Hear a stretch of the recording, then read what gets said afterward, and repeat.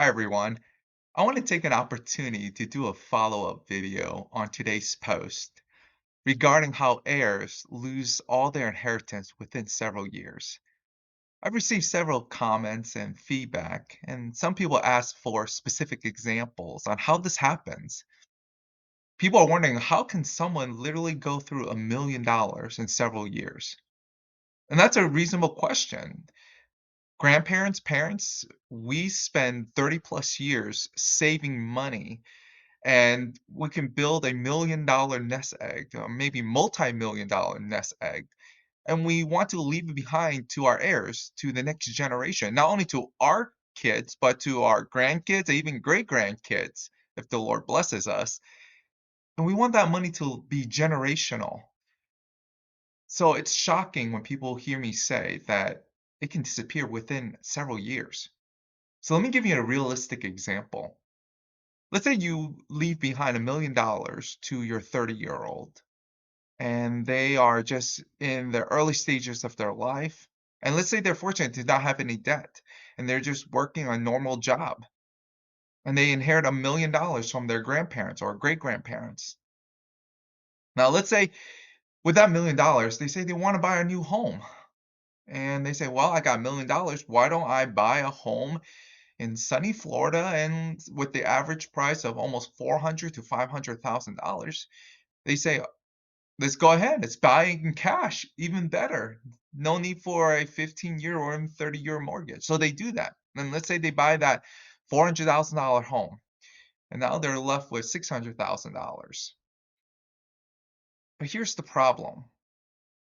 If their current income is unable to support the monthly expenses that come with a $400,000 home, they can quickly dwindle that remainder of their inheritance. Think about the utility costs, the maintenance costs. A new AC unit easily is going to be $15,000, $20,000. What about property taxes and homeowners insurance? A lot of people don't take that into consideration. They think that it's, a few $1,000s here, a few $1,000s there. But for those who live in Florida, who live in New York, live in California, property taxes and home insurance costs can be tens of thousands of dollars, 10, 20, $30,000 easily. And if they aren't able to support that with their normal course of income, they could easily tap into that $600,000 inheritance to pay for it. In addition, let's say they don't stop there with the house. Now they want to upgrade their lifestyle with this newfound money, and they decide to buy a luxury vehicle. They want to buy a BMW or a Mercedes, and that's another $60,000, $70,000. And they pay cash for it. Okay, even better. So now that 600, let's just easily say now it becomes what, 530 after buying that car? But here's the problem again, it's not the initial purchase is that's gonna be painful. It's the yearly maintenance that's gonna be painful. Think about how much a car insurance for BMW and Mercedes is for a 30-year-old. Think about how much it costs to just replace 4 tires. I remember when I was helping, one of the lawyers I work for, buy a new tire for her Mercedes, it was $500 for 1 tire, okay? So it's not cheap. And then let's say they decide to wanna buy a boat in Florida, right?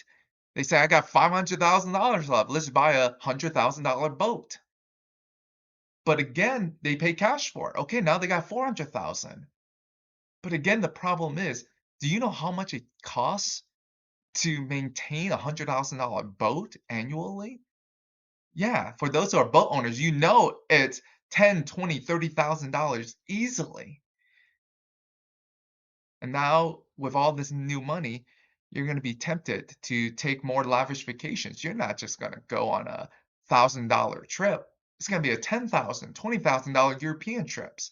I see this all the time. People who are taking these extravagant trips, earning just normal salaries, Imagine now when you have $400,000 in the bank from great grandpa, temptation is there, right? And then what about your social network of friends? You go out to dinner with your buddies, you're gonna be tempted to pick up the tab, pay for everyone's dinner.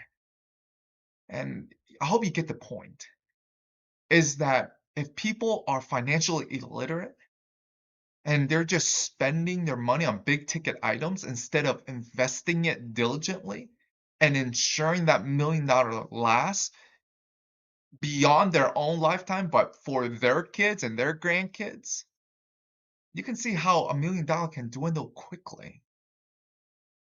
I hope this follow-up video has been helpful and it answers a lot of your questions. I appreciate you watching my videos and your support. If you have any questions, feel free to reach out to me directly. Take care.